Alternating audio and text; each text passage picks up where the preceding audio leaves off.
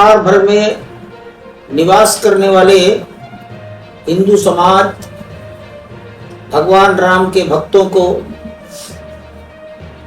रामनवमी के इस कालखंड में चैत्र नवरात्र में हार्दिक मंगल कामनाएं प्रकट करता हूं। प्रभु श्री राम सब पर अपनी कृपा वृष्टि करे, ये कामना करता हूं। अयोध्या में राम जन्मभूमि पर निर्मित हो रहे मंदिर के न्यास की ओर से, ट्रस्ट की ओर से रामनवमी पर्व पर चैत्र के नवरात्रों में कुछ कार्यक्रम निर्धारित किए गए। चैत्र का पहला दिन चैत्र शुक्ल प्रतिपदा, उत्तर भारत में इसे वर्ष प्रतिपदा कहते हैं। देश के कुछ भागों में इसको युगादि शब्द से उच्चारित किया जाता है। दक्षिण भारत में, महाराष्ट्र में विशेष रूप से गुड़ी पड़वा के रूप में जाना जाता है। सिंधी समाज, सिंध जो आज भारत की सीमाओं के बाहर पाकिस्तान में है, तो सिंध का रहने वाला हिंदू समाज चैती चंद के रूप में इस दिन आयोजन करता है।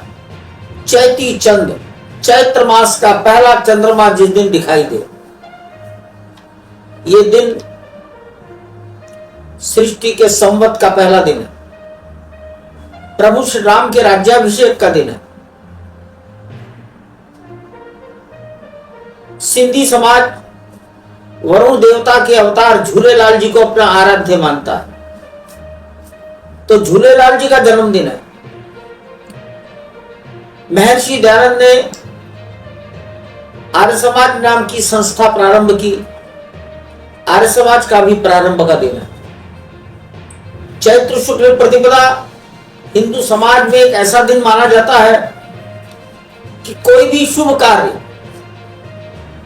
गुड़ी पड़वा, वर्ष प्रतिपदा, युगादि, चैती चंद के दिन हम प्रारंभ कर सकते हैं। कोई मुहूर्त देखने की जरूरत नहीं है।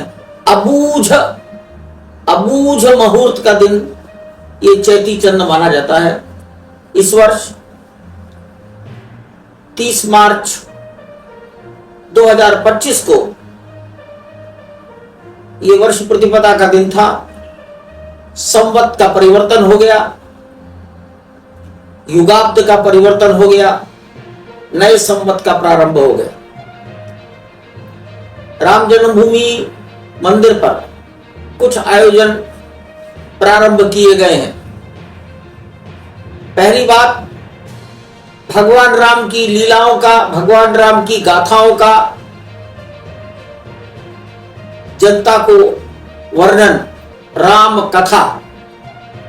कथा व्यास हैं वृंदावन निवासी पूज्य अतुल कृष्ण भारद्वाज जी महाराज। 29 मार्च की सायंकाल जब चैत्र शुक्ल प्रतिपदा का प्रवेश हो गया, उस दिन से कथा प्रारंभ हुई है और 6 अप्रैल को दोपहर को राम का जन्म मनाने के पश्चात कथा पूर्ण हो जाएगी।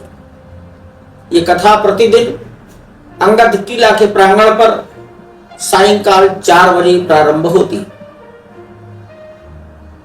नंबर 2, गर्भगृह के बाहर प्रातःकाल 3 घंटे 8:30 बजे से 11:30 बजे तक रामचरितमानस का नवान्न पारायण होता है। वाल्मीकि रामायण का नवान्न पारायण 6 घंटे में प्रतिदिन करने पर पूरा होगा। इसलिए सवेरे 8:30 बजे से 3 घंटा, अपराह्न 3 बजे से फिर 3 घंटा, ये दोनों ग्रंथों के नवान्न पारायण वहां प्रारंभ किए गए। भगवान के सामने भगवान के बधाई गान प्रतिदिन सायंकाल भगवान को सुनाए जाएंगे।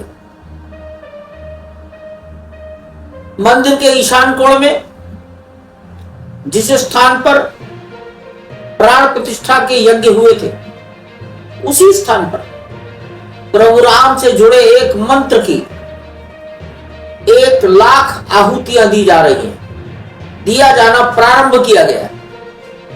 10 पंडित बैठते हैं, उस मंत्र का उच्चारण होता है।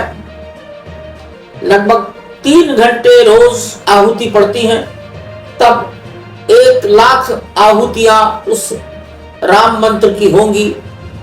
मैं राम मंत्र नहीं बोल रहा हूं, क्योंकि मंत्र हमेशा गुप्त रखा जाता है। गुप्त मंत्र ही प्रभावशाली होता है। समाज को बताने के लिए मैंने ये सब काम किया है। 6 अप्रैल को प्रातःकाल